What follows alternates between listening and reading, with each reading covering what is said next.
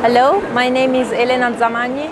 I'm working as an hematologist at the Seràgnoli Institute of Hematology, University of Bologna in Italy. I'm here at this ASH meeting presenting our results regarding PET-CT with FDG, identifying patients carrying focal but not osteolytic lesion that identify a subgroup of patients with smoldering multiple myeloma with high risk of progression into symptomatic disease.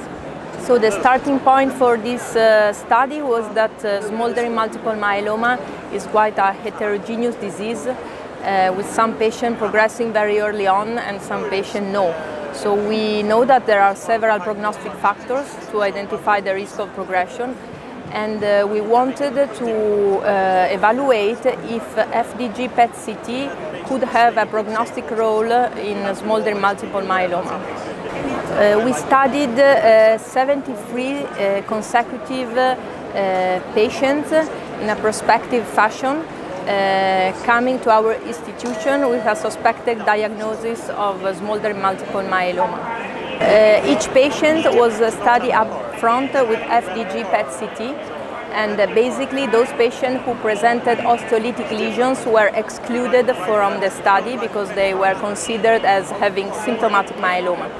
So only patients who either had a negative PET-CT or some alteration as regarding focal lesion were included in the study, and they were studied with FDG PET-CT baseline, as I said, and at the time of suspected progression of the disease, or every 2 years routinely during the follow-up phase. At the same time, all the patients were doing laboratory tests to inquire whether they were progressing or not in a symptomatic disease using the CRAB criteria.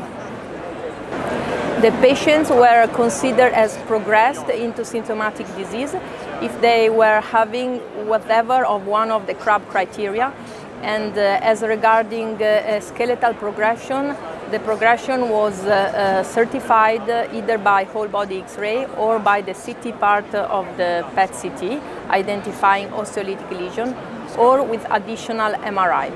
And the time point to consider time to progression was the time of initiation of treatment.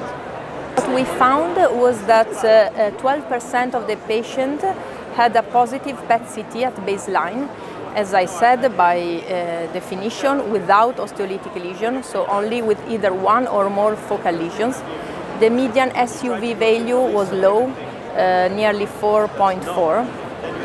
And what we found was that the presence of PET positivity doubled the risk of progression into symptomatic disease in comparison to patients without PET positivity. In particular, 66% of the patients with PET positivity progressed with a median follow-up of 2 years, in comparison to 33% of the patients without. The median time to progression for PET-positive patients was 2 years, in comparison to 7 years for PET-negative patients. And at 2 and 3 years, respectively, patients with PET positivity had a rate of progression of 48% and 65%.